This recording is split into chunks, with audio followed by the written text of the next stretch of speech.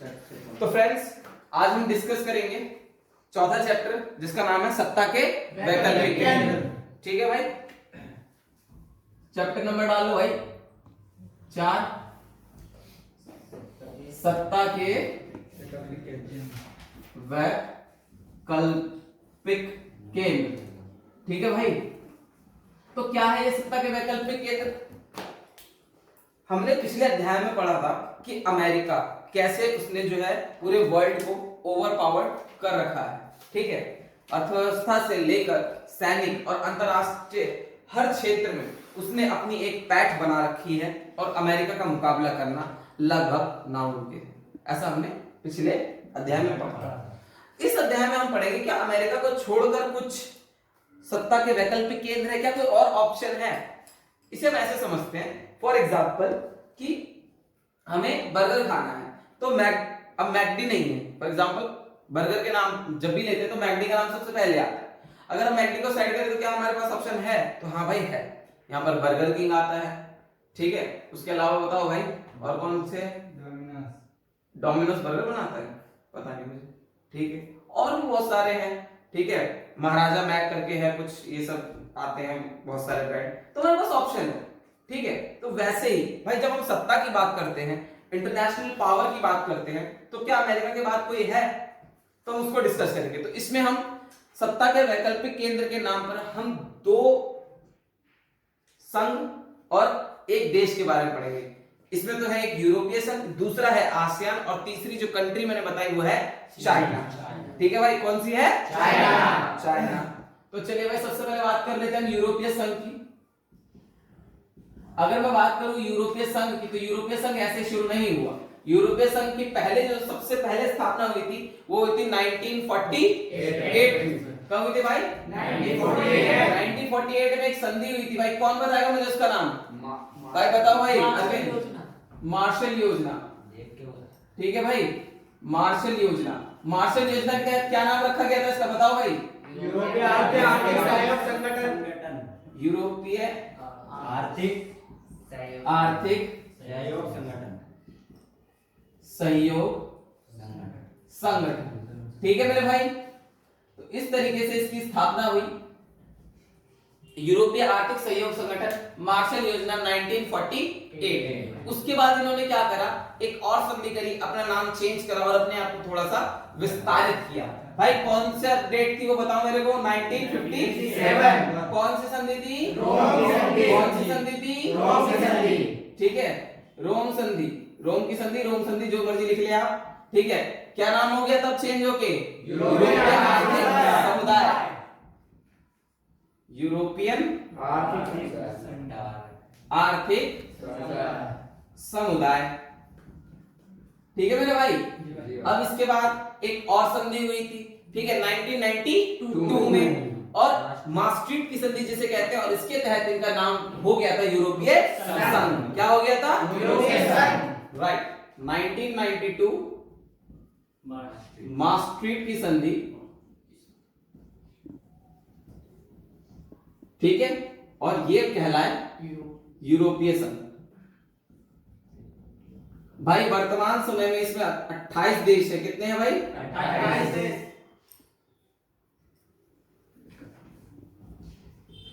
ठीक है, चलिए 28 देश है। लास्ट इसमें करोटिया शामिल हुआ था। कौन सा हुआ था भाई? करोटिया।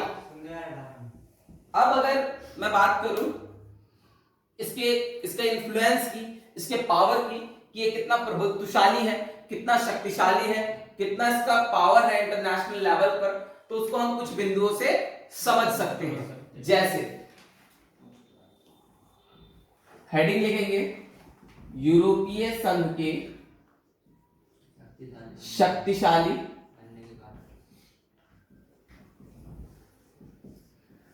होने के कारण। शक्तिशाली, प्रभुत्वशाली, प्रभावशाली, आप कुछ भी लिख सकते हैं। तो भाई इसमें पहला पॉइंट जो आता है, ये आता है, ये आपस में साझा व्यापार करते हैं। क्या करते हैं भाई? साझा व्यापार करते हैं। ठीक है, और इनका 2005 में इनका जो एंड साझा ट्रेड था वो 12,000 अरब डॉलर था। कितना था? 12,000 अरब डॉलर, जो अमेरिका से भी ज्यादा था। ठीक है, कब था ये? 2005। ठीक है, इसके बाद अगर मैं बात करूं तो इनकी अपनी साझा मुद्रा है, यानी एक जैसी मुद्रा है। क्या है भाई? भाई कोई मेरे को नाम बताएगा क्या है इनकी मुद्रा का नाम? यूरो। यूरो। क्या है भाई? यूरो। यूरो। इनकी अपनी, यानी जो संघ में देश है 28 देश, इन्होंने अपनी स्पेशल मुद्रा बना रखी है। ठीक है, किसी एक कंट्री की नहीं, ये पूरे 28 कंट्रियों की मुद्रा है यूरो। क्या है भाई? यूरो। तो साझा मुद्रा है, इनका अपना राष्ट्रगान है। ठीक है, और क्या है भाई? स्थापना दिवस है। इसके बाद अपना खुद का झंडा है। ठीक है भाई, तो इस तरीके से ये जो है काफी इन्होंने अपने आप को यूनाइट कर रखा है, एक जैसा कर रखा है। ठीक है तो ये अलग अलग कंट्री, लेकिन ये एक जैसी कंट्री के रूप में, एक शक्तिशाली संघ के रूप में अपने आप को प्रदर्शित करते हैं। ठीक है मेरे भाई, अब मैं बात करूं इनकी, और तो इसमें ब्रिटेन और फ्रांस आते हैं। क्या आते हैं भाई? ब्रिटेन और फ्रांस। तो ये फ्रांस दो जो कंट्री है, इनके पास यूएन में परमानेंट सीट है। क्या है भाई? परमानेंट, ये स्थायी सदस्य है। क्या है भाई? स्थायी सदस्य। सुरक्षा परिषद में ये स्थायी सदस्य हैं। ठीक है, और इनके पास लगभग 550 परमाणु हथियार है। कितने हैं? 550 परमाणु हथियार। 550 परमाणु हथियार इनके जखीरे में है। लेकिन मैं आपको बता दूं यहां पर कि ब्रिटेन जो है यूरोपीय संघ से निकल चुका है। ठीक है, इसके लिए एक अलग टॉपिक है ब्रेक्सिट, उसको हम जो है लास्ट में डिस्कस करेंगे। ठीक है, चैप्टर के लास्ट में हम डिस्कस करेंगे। तो ये जो यूरोपीय संघ है, ठीक है, नाम से ही पता चल जाता है कि भाई यूरोप का संघ है, पूरे 28 देश, इनका पावर किस तरीके से धीरे धीरे डेवलप हुए। ठीक है, और इन्होंने जो है एक बहुत मजबूत पैठ बना रखी। एक पॉइंट और आता है इसमें कि भाई इनके पास दूसरी सबसे बड़ी सेना है। क्या है? दूसरी सबसे बड़ी सेना। दूसरी सबसे बड़ी सेना है। इसके अलावा संचार, प्रौद्योगिकी, विज्ञान, इन सारे क्षेत्रों में भी ये काफी आगे है। ठीक है, दूरसंचार वगैरह ये सब काफी मजबूत है इनका। हमें पता है यूरोपीय कंट्री वैसे ही जो है काफी मजबूत रही है। अगर मैं और इसके बारे में बताऊं तो इन सब की वजह से, यानी साझा मुद्रा, 12,000 डॉलर का व्यापार, इन 28 देशों के एक साथ रहने की वजह से आज ये जो संघ है, ये यूरोपीय संघ जो है एक क्षेत्रीय संगठन जो है अपने आप को काफी प्रभुत्वशाली रूप से अंतरराष्ट्रीय मंच पर प्रदर्शित करता है। होता क्या है इससे ये अंतरराष्ट्रीय स्तर पर विश्व व्यापार के लिए अमेरिका हो या चाइना हो या फिर हो कोई और कंट्री, पूरी धौंस के साथ बात करता है। इसका मैं अगर करंट एग्जांपल दूं तो गूगल पर लाखों डॉलर का पेनल्टी लगाया था यूरोपियन यूनियन ने, क्योंकि गूगल पर कुछ इंटरनेशनल लॉज को तोड़ने का आरोप लगा था। तो इससे पता चलता है गूगल जैसी बड़ी कंपनी भी जो है कुछ कर नहीं पाती है इनका। तो हाँ, इसमें कुछ ना कुछ दम तो जरूर है। ठीक है मेरे भाई, तो क्या यूरोपीय संघ सच में बहुत शक्तिशाली है? इसकी कोई मतलब कमजोरी नहीं है? तो हाँ, ऐसा नहीं है, इसकी भी कुछ ना कुछ कमजोरी है, कुछ ना कुछ इसके भी ऐसे पॉइंट्स हैं जहां पर ये कमजोर दिखते हैं। जैसे हेडिंग डालेंगे यूरोपीय संघ की कमजोरियां, यूरोपीय संघ की कमजोरियां, या आप यूरोपीय संघ की सीमाएं भी लिख सकते हैं। ठीक है भाई, कि कहां वो कौन से बिंदु हैं जो यूरोपीय संघ पर सीमाएं लगाते हैं, यूरोपीय संघ पर रोक लगाते हैं। ठीक है, तो इसमें सबसे पहले हम बात करेंगे ब्रिटेन की। ठीक है, ब्रिटेन एक ऐसा देश है जिसने ना तो कभी इसके झंडे को स्वीकार करा, ठीक है, ना तो इसने कभी इसके झंडे को स्वीकार करा और ना ही इसकी मुद्रा को। ठीक है। इसके अलावा ब्रिटेन तो निकल भी चुका है जैसे मैंने आपको बताया। इसके अलावा सभी देश जो है इनके बातों को लेकर एक साथ नहीं, जैसे कि मैंने बताया ब्रिटेन अलग है। अब इनका एक और था, इन्होंने संविधान बनाने की कोशिश करी। क्या करा? संविधान निर्माण की इन्होंने प्रक्रिया जारी करी, ठीक है, लेकिन वो पूरी नहीं हो सकी, वो जो है अधूरी रह गई। ये भी दिखाता है कि भाई इस किस तरीके से यूरोपीय संघ पर भी जो है कुछ ना कुछ सीमाएं, ऐसा नहीं कि वो सब कुछ ही कर सकते हैं। उन्होंने अपनी साझा मुद्रा रखी, साझा राष्ट्रगान, स्थापना दिवस, साझा झंडा तैयार करा, लेकिन साझा संविधान तैयार नहीं कर पाए, ठीक है। इसके अलावा कुछ अन्य देश है, उनको भी लेकर सदस्यता को लेकर कुछ विवाद उत्पन्न रहते हैं। बहुत सी कंट्रीज है जो इनका झंडा एक्सेप्ट करती नहीं है, तो बहुत सी है जो मुद्रा को लेकर अपनी असुरक्षा को प्रदर्शित करते हैं, ठीक है। नेक्स्ट चलते हैं हम आसियान पर।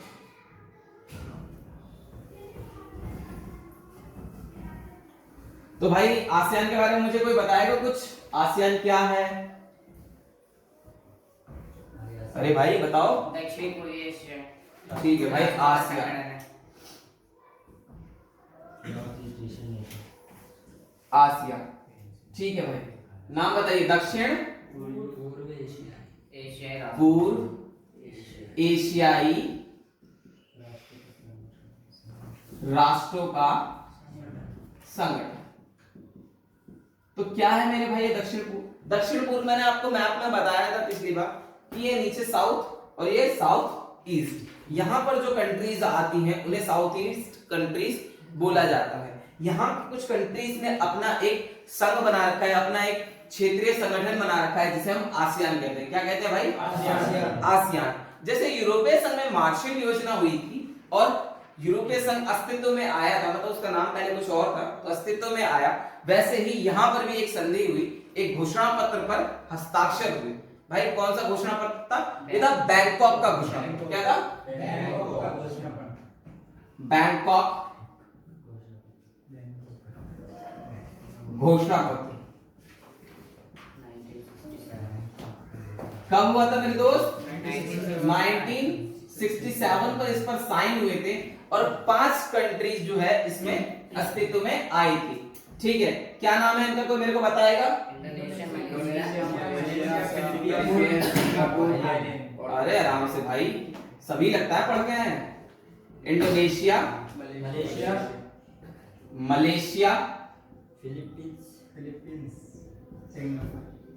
फिलीपींस, सिंगापुर और थाईलैंड।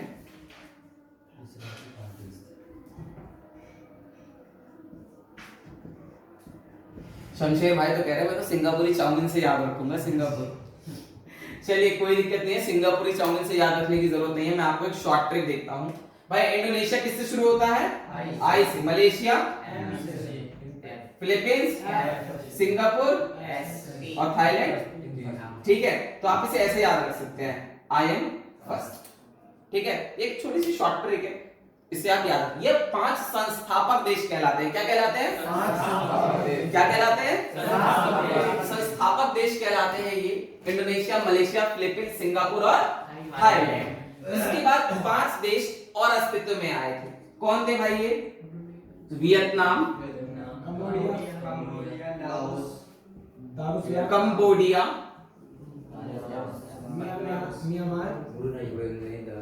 दार इस्लाम, ब्रुनेई। एक ही है, आप दार इस्लाम लिख सकते हैं, ठीक है। दार इस्लाम, ठीक है, लाओस और म्यांमार, ठीक है भाई। ये टोटल हो गए 10 कंट्री। ये यही कंट्रीज जो है आसियान देश कहलाते हैं या फिर दक्षिण पूर्व एशियाई राष्ट्रों के संगठन में ये 10 देश गिने जाते हैं। इनकी सबसे खास बात जो है वो है इनकी आसियान शैली। क्या है भाई? आसियान शैली। आसियान शैली क्या है भाई? कोई मेरे को बताएगा?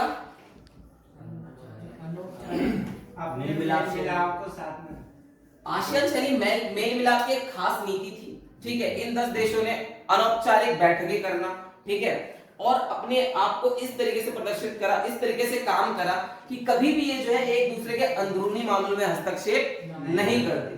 इस तरीके की नीति से जो है आसियान कंट्रीज ने बहुत यश कमाया, बहुत नाम कमाया और इसे आसियान शैली कहा गया। इंग्लिश में इसे आसियान वे कहते हैं। क्या कहते हैं? आसियान वे। ठीक है, इसके अलावा और क्या टॉपिक्स है इसमें? इसमें आता है हमारा आसियान के 3 स्तंभ। क्या है भाई? तीन स्तंभ। क्या आता है इसमें? पहला है हमारा आसियान सैनिक समुदाय के रूप में, सैनिक समुदाय। इसमें क्या है? आसियान सैनिक समुदाय के रूप में इसका काम है कि इन 10 देश, जो 10 देश है, 10 कंट्रीज जो है, इनमें आपस में शांतिपूर्ण व्यवस्था बनाए रखना और आपसी विवाद को सैनिक टकरावों तक ले जाने से रोकना। ठीक है, ये इस बात का ध्यान रखती हैं कि कभी भी कंट्रीज जो है वो विवादों में ना पड़े और विवादों में पड़ने पर भी ये जो है सैनिक टकराव तक, लड़ाई झगड़े तक ना जाए। ठीक है, और इस क्षेत्र में, दक्षिण पूर्व एशियाई क्षेत्र में शांति बनाने की जिम्मेवारी इस आसियान सैनिक समुदाय की है। ठीक है मेरे दोस्त, नेक्स्ट चलते हैं। नेक्स्ट है आसियान आर्थिक समुदाय के रूप में। क्या है भाई? भाई जब तक मैं, कोई मेरे को बताएगा आसियान आर्थिक समुदाय क्या है, जब तक कोई बताएगा तब तक मैं थोड़ा सा जल ग्रहण कर लेता हूं। बताइए भाई, आसियान आर्थिक समुदाय। अरे भाई कोई तो बताओ। भाई इसमें ये लोग आपस में मुक्त व्यापार करते थे और चलिए बताता हूं। आसियान आर्थिक समुदाय का काम है कि, अरे यार कोई तो बोल दो, गलत लिखा है भाई। आसियान आर्थिक समुदाय का काम है कि इन 10 देशों के बीच व्यापार को बढ़ाना, व्यापार को सुगम बनाना, विभिन्न देशों के बीच आर्थिक सहयोग स्थापित करना। क्या करना भाई? आर्थिक सहयोग स्थापित करना। ठीक है, और व्यापार की बाधाओं को दूर करना। ठीक है, व्यापार में जो बाधाएं आती हैं, जो दिक्कतें आती हैं, उनको धीरे धीरे समाप्त करना। ये सारा काम आसियान आर्थिक समुदाय का है। इसके लिए क्या करते हैं भाई? आपस में व्यापार को सुगम बनाते हैं। इसके लिए इन्होंने जो दूसरी कंट्रीज है, जो दूसरे क्षेत्रीय संगठन है, जो दूसरे बढ़ती हुई डेवलप्ड कंट्रीज है या डेवलपिंग कंट्रीज है, फास्ट ग्रोइंग कंट्रीज जिनको बोला जाता है, उनके साथ संबंधों को भी ये बेहतर बना रहे हैं। For example China, for example European union यानी यूरोपीय संघ, इन सब के साथ भी जो है ये अपने संबंधों को बेहतर बना रहे हैं।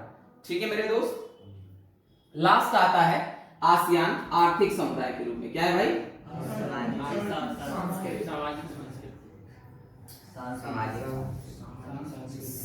सामाजिक और सांस्कृतिक समुदाय। इसका काम क्या है? इसका काम है इन 10 कंट्रीज के बीच में दक्षिण पूर्व एशियाई संस्कृति का विकास करना। ठीक है, जैसे कि हम जानते हैं आज पश्चिमी संस्कृति हम सब पर हावी हो रही है, ब्लू जीन्स के हम दीवाने हो रहे हैं, पिज्जा बर्गर हमारे खाने का एक प्रमुख हिस्सा बन चुका है। ऐसे में ये कंट्रीज कहती है कि हम अपने क्षेत्र में दक्षिण पूर्व एशियाई अध्ययन को, उसकी संस्कृति को बनाए रखने के लिए प्रयासरत है।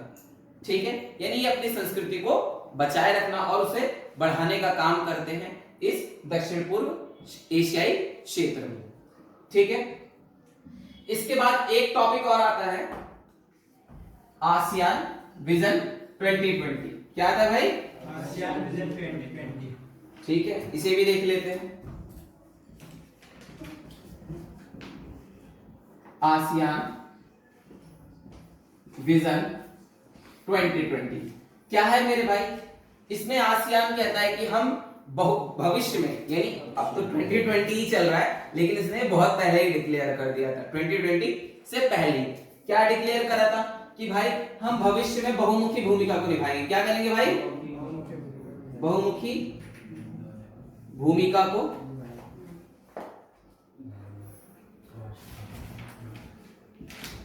को निभाना। ठीक है दोस्त, यानी भविष्य में इंटरनेशनल लेवल पर, अंतरराष्ट्रीय स्तर पर बहुत सारी एक्टिविटीज को करना, ठीक है, और अंतरराष्ट्रीय मंच पर एक सहयोगात्मक रूप प्रदर्शित करना, ऐसा आसियान ने कहा कि हम 2020 तक ऐसा करेंगे। ठीक है, अंतरराष्ट्रीय संगठनों में अपनी भूमिका बढ़ाएंगे,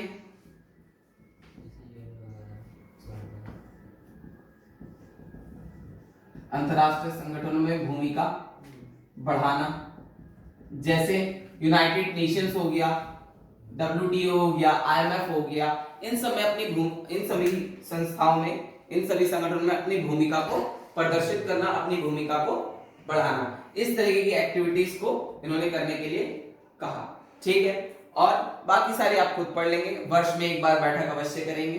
ठीक है, इस तरीके की छोटी मोटी चीजें आती हैं, वो आप खुद डिस्कस कर लेंगे। अगर कोई प्रॉब्लम होगी तो मेरे से नीचे कमेंट्स में आकर आप पूछ सकते हैं, और लाइव चैट में भी पूछ सकते हैं, और डिस्क्रिप्शन में मेरे नोट्स हैं, वहां से आप जो है मटेरियल डाउनलोड करके प्राप्त कर सकते हैं। ठीक है मेरे दोस्त, चलिए जी,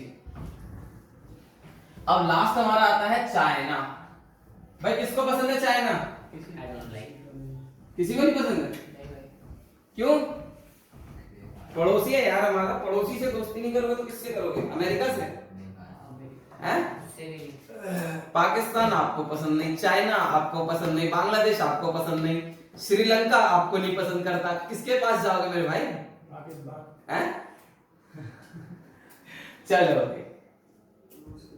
भाई, चीन की बात करेंगे। किसकी बात करेंगे? इंग्लिश में बोले तो चाइना। ठीक है, अगर मैं इसका पूरा नाम बोलूं तो रिपब्लिक ऑफ चाइना। ठीक है, 1949 से यहाँ पर जो है साम्यवादी सरकार आई, और साम्यवाद की स्थापना यहाँ पर हुई, और सोवियत संघ की मदद से साम्यवादी तर्ज पर इसकी पूरी अर्थव्यवस्था को गढ़ा गया। ठीक है, कब से भाई? 1949 से यहाँ पर जो है, यहाँ पर लिखता हूं मैं 1949 से यहाँ पर जो है साम्यवाद आया। क्या है भाई? साम्यवाद आया। जब यहाँ पर साम्यवादी व्यवस्था आई तो उस समय तो अर्थव्यवस्था इनकी बहुत बेकार थी। ठीक है दोस्त,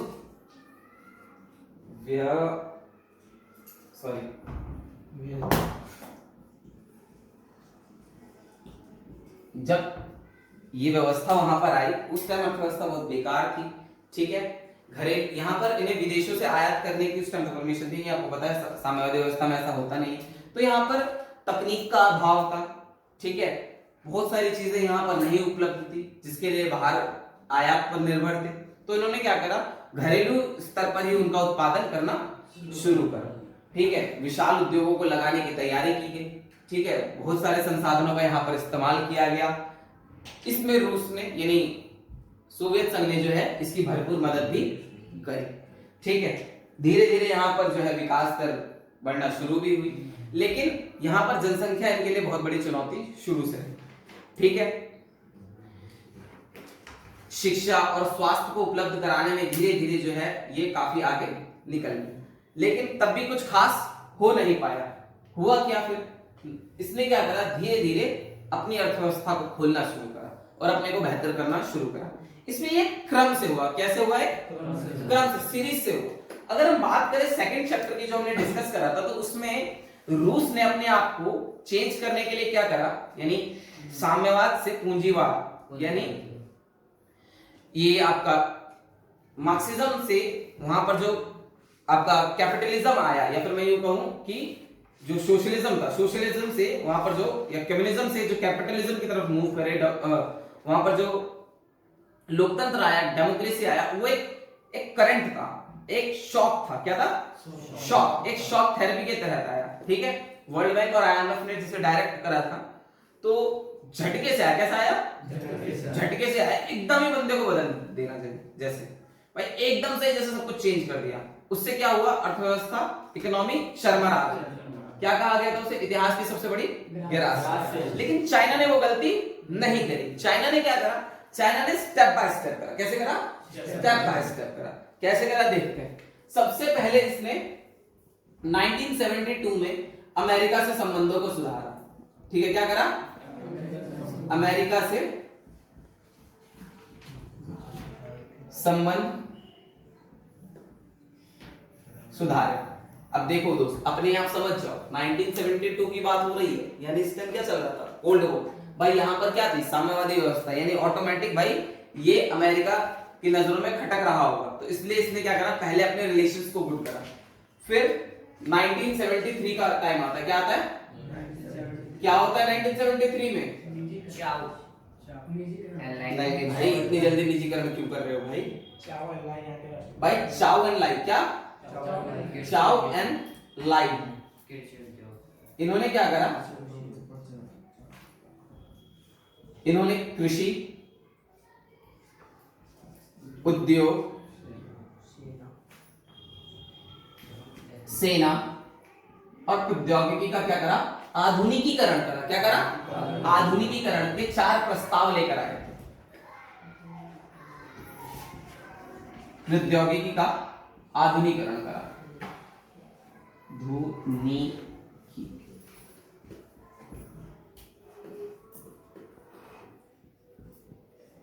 चलिए जी, अब आधुनिकीकरण करने के बाद इन्होंने क्या करा, फिर 1978 आता है, क्या आता है, सबसे स्पेशल टाइम।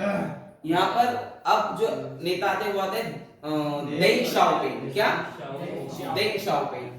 चलिए, तो इन्होंने क्या करा, विशेष आर्थिक क्षेत्र का निर्माण करा, क्या SEZ, ठीक है, स्पेशल इकोनॉमिक जोन, ठीक है, हिंदी में अगर कहूं तो विशेष आर्थिक क्षेत्र, जिसे खुले द्वार की नीति कहा गया। क्या कहा गया, खुले द्वार की नीति, ठीक है, इसे खुले द्वार की नीति भी कहा गया। खुले द्वार की नीति मतलब, जैसे कि हम जानते हैं साम्यवाद एक ऐसी व्यवस्था है जिसमें विदेशी व्यापार नहीं होता, सभी चीजों का उत्पादन घर में ही किया जाता है, इसके अलावा विदेशों से व्यापार ही नहीं होता, ठीक है। लेकिन यहां पर इन्होंने क्या करा, अपनी इकोनॉमी को पूरी तरीके से खोल दिए, यानी अपने दरवाजे अर्थव्यवस्था के खोल दिए व्यापार करने के लिए। विदेशी कंपनियों को अपनी तरफ लुभाया गया कि यहां से इन्वेस्टमेंट, वहां से इन्वेस्टमेंट है, क्या है भाई, इन्वेस्टमेंट, खुले द्वार की नीति। सॉरी, माहौल गड़बड़ है, ठीक है, सोशल डिस्टेंसिंग बनाए रखें, मास्क का प्रयोग करें, ठीक है, सैनिटाइजर छिड़क देना भाई थोड़ी देर में मेरे को। चलिए जी, तो विशेष आर्थिक क्षेत्र, इसमें क्या हुआ कि हम पर्टिकुलर एरिया डिजाइन किया गया कि व्यापार किया जाए, अर्थव्यवस्था को खोल दिया गया ताकि बाहर की कंपनी आकर यहाँ पर निवेश करें, ठीक है मेरे दोस्त। चलिए जी, उसके बाद इन्होंने क्या करा, उसके बाद आता है 1982,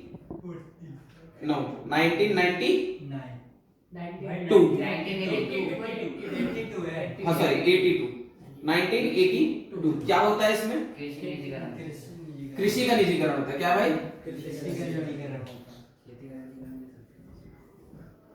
कृषि का निजीकरण होता है। फिर आता है 1998, इसमें क्या होता है, उद्योगों का निजीकरण होता है, ठीक है। इस तरीके से क्या हुआ, अब देखिए चाइना ने क्या करा, स्टेप बाय स्टेप अपनी अर्थव्यवस्था खोला, एकदम से नहीं। जबकि हम बात करें अगर सोवियत संघ की, तो वहां पर ये सारा काम एक ही झटके में हो गया था, इस वजह से उसको ज्यादा दिक्कत थी, जबकि इसको बहुत ही इजीली ये कर पाए। फायदा क्या हुआ इसका, सबसे बड़ा फायदा 2001 चाइना जो है विश्व व्यापार संगठन का सदस्य बन गया। क्या बन गया, संगठन का सदस्य बन गया, और अब यह विश्व व्यापार को जो है अपने हिसाब से निर्देशित करना चाहता है, ठीक है। और कह सकते हो ये कोरोना वायरस और ये आजकल जो चल रहा है, तो कुछ अमेरिका और जो यूरोप के देश हैं उनको पछाड़ने और चाइना की अपनी मर्जी की इंटरनेशनल मार्केट तैयार करने का एक तरीका कह सकते हैं, ठीक है मेरे भाई। और क्या कह सकते हैं, यही है।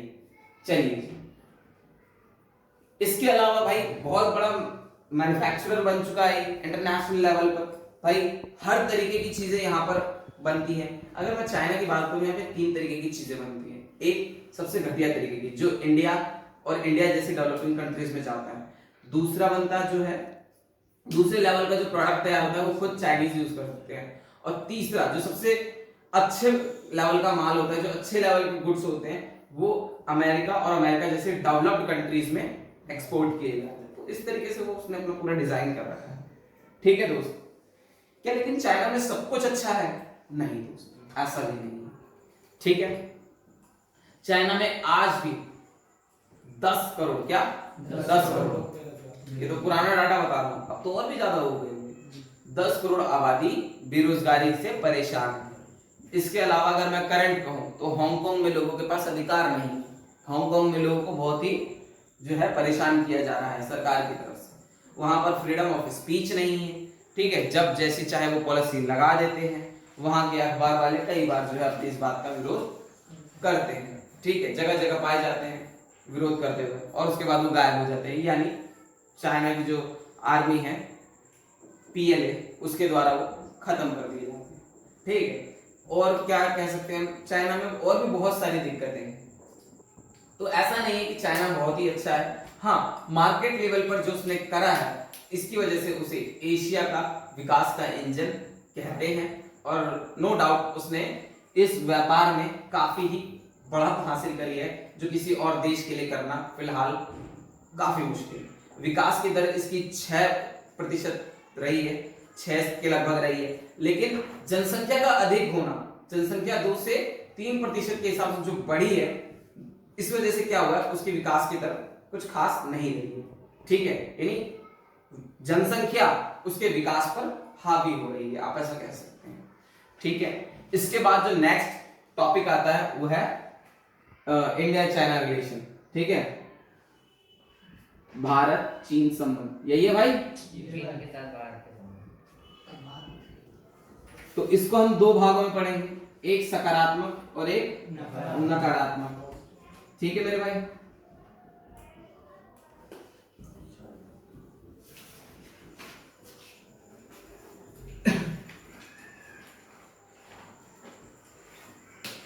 तो भाई सकारात्मक में ये भाई वहां के नेता यहाँ की यात्रा करते हैं, यहाँ के नेता वहां की यात्रा करते हैं, बस यही 1-2 पॉइंट्स आएंगे। और कुछ सुलह के मुद्दे, कुछ जो हमारे करंट्स में, जैसे कि मैं एग्जाम में जो है करंट्स पॉइंट, जो करंट होते हैं वो पॉइंट्स लिखवाता हूँ।